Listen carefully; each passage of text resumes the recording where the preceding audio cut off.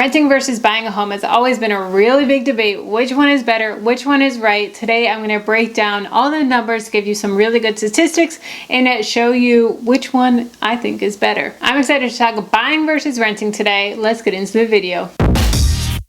Hi friends, welcome to Freedom in a Budget. My name is Kelly and my channel is all about living life well in a budget. And I share how I went from living paycheck to paycheck to now winning with money. And I share with you all the tips and good habits that I've learned along the way. If you aren't already a subscriber, I would love for you to hit the subscribe button and join the family. We often hear that renting is just throwing away money, but is it? Today I'm going head to head with Let's Talk Money with Joseph Hogan. We're going to see who's right. I'm going to run all the numbers and show you why renting is often the better choice, and he is going to try and prove me wrong and show why owning is the better choice. If you haven't already, go check out Joseph with Let's Talk Money, and he's going to share with you why owning is a better option. He has an incredible YouTube channel as well as actually some books and courses that I'll have linked it down below for you in the description box. They're really amazing courses that are really going to help you learn and grow. Please let him know that Kelly with Freedom in a Budget sent you. Before we get into the video, please hit the like button. It really helps with the YouTube algorithm. All right, so let's talk. We're taught when we graduate high school or college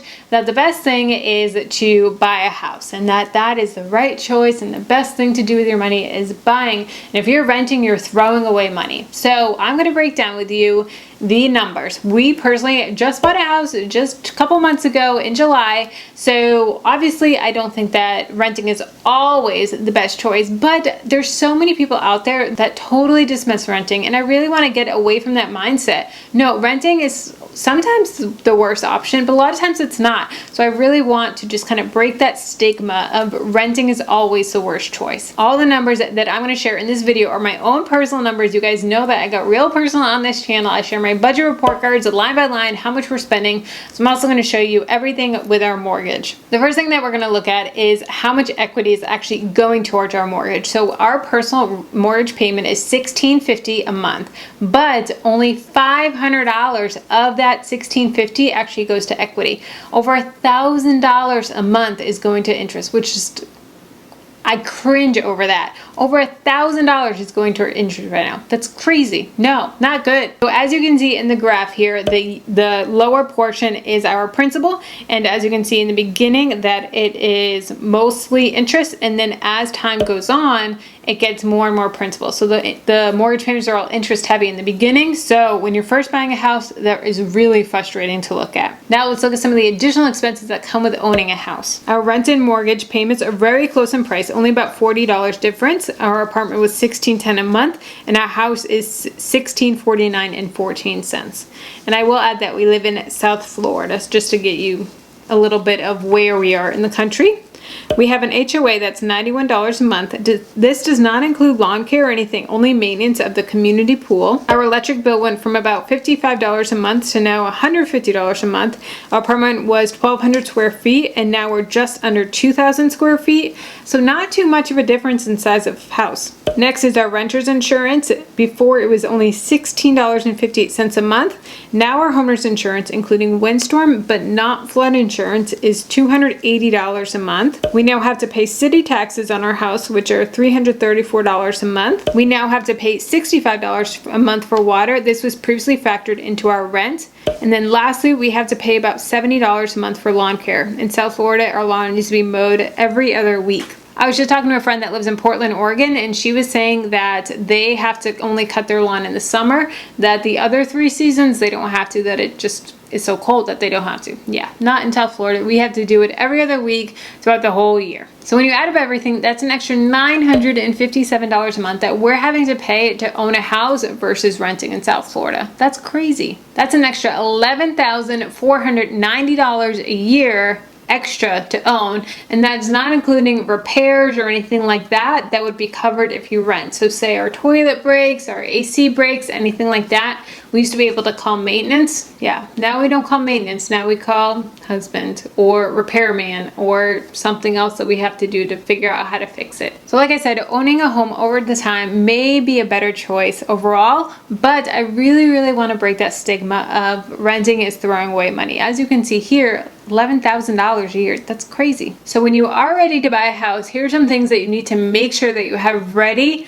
to go before you buy. The first thing is the down payment. You have to have have between 10 and 20% down. If you have less than 20%, you're gonna have to pay PMI. There are a couple exceptions from this, like a VA loan, something like that. But typically anything under 20%, you do have to pay PMI insurance up until your home gets a 20% value. Next up is closing costs. So closing costs are typically 2 to 5% of the total mortgage. Next is emergency fund. This is a big one. So many people, they're so excited to buy a house and they get their closing costs, they get their down payment. They're like, all right, we have all our money, let's do it. But they forget about the emergency fund, and then something happens. You know, in South Florida, your AC breaks or something like that. In South Florida, it's not like you can just be like, oh, okay, we'll go with the heat. No, your AC breaks, you got mold. You got mold fast. So you have to be very, very careful of that and making sure that you're having at least 6 months of an emergency fund ready to go. We're actually moving towards a full years of expenses that we're slowly building back up. And then lastly is repair funds. So when you're buying a house, you're gonna have repairs. You're gonna have, you know, things that come up, especially when you first moved in. Little things like we had to change out our outlets in the kitchen to GFI plugs. I don't know why they didn't have GFI outlets in the kitchen. That's just dangerous. So little things like that, and you know, just little repairs, buy hoses, buy new hinges on some stuff, different things. So I recommend having at least $3,000 to $5,000 worth of expenses, worth of repairs, that and little upgrades, little things, you know, paint and, you know, a couple pieces of furniture that you may need to have ready to go, because that money is going to be coming fast. Someone I know that was just talking, they were saying that when you buy a house, it's in the thousands of dollars. You're no longer talking about hundreds of dollars. Oh yeah, a couple $100 here, a couple $100 there. No, it's more like $1,000 here, a couple thousand there. It's crazy how fast it all adds up. Now, if we took that $957 and invested it, where would we be then? So let's say we take $957, let's say 7%, just to be conservative, over 30 years, you're gonna have $1.1 million at the end. So $1.1 million or a house that's worth $370,000. Yeah, our house at the end is gonna be $370,000, but if I rented and invested the rest, $1.1 million. That's crazy, crazy, crazy.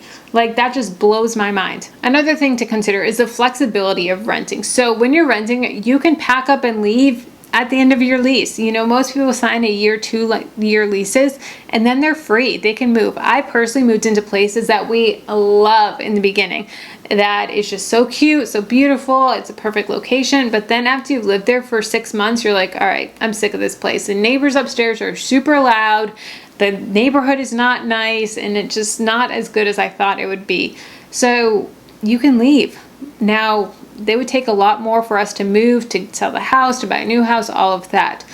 If you have a job relocation, something like that, end of the lease, or you can just look into breaking the lease early and okay, we're done. So the ease of getting out of a lease is definitely something to consider. I'll be honest, renting, owning, it's a hard decision. You know, it's something that you really have to consider. So I want you to make the best decision for you. So next up is going to be Joseph's video. Make sure you go ahead over to Joseph's channel, check out his video of why he thinks owning is the better option. And if you haven't already, hit the subscribe button, join the family. I would love to have you. So go check out Joseph's video next.